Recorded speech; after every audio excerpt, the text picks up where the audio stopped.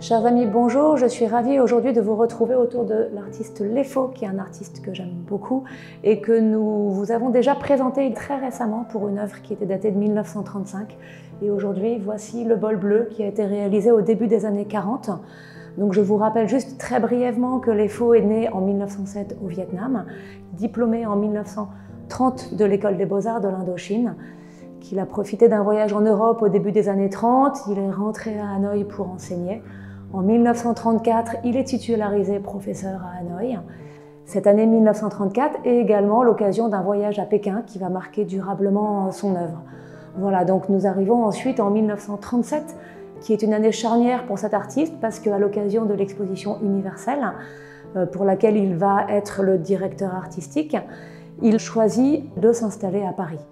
C'est une nouvelle aventure qui commence pour lui puisqu'il est affranchi du regard de son professeur qui est Victor Tardieu, qui vient de décéder. Il décide de se consacrer à une présence forte sur les cimaises des salons, notamment les salons parisiens comme le Salon des artistes français, le Salon d'Outre-mer. Il expose également au Salon des indépendants, au Salon des Tuileries, au Salon d'automne. Et cette confrontation au regard de ses pairs et également au regard des critiques artistiques est importante pour lui et l'aide à magnifier son travail. En 1941, à l'occasion d'une exposition qui est donnée à la galerie Laurenceau à Vichy, Lefo va faire une rencontre déterminante. Il rencontre le galeriste André Romanet. Ce dernier est subjugué par cette peinture indochinoise.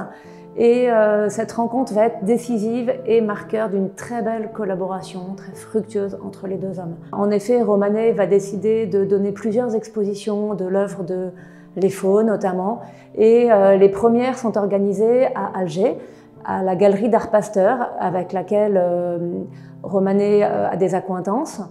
Lefo crée pour ces expositions toute une série d'œuvres que je considère personnellement aujourd'hui comme les plus belles œuvres de cet artiste. Elles témoignent de son talent, elles sont magnifiques. Le bol bleu en est un très bel exemple. Donc la période 1938-1944 est celle qui est la plus belle et la plus riche dans la création de Lefo. Il est fort des enseignements d'exigence et d'excellence qu'il a reçus à l'École des Beaux-Arts d'Indochine. Il est fort de toutes les visites qu'il a pu faire dans les musées en France, en Italie, etc. Fort de toutes les rencontres artistiques qu'il a pu faire en France depuis quelques années. Il livre des œuvres qui sont imprégnées de l'influence asiatique, notamment par les thématiques et par les canons qui sont totalement asiatiques, mais dont les compositions sont inspirées de celles des plus grands maîtres de la Renaissance italienne. Aujourd'hui, le bol bleu est exposé à Neuilly-sur-Seine. Venez le voir, l'exposition est longue.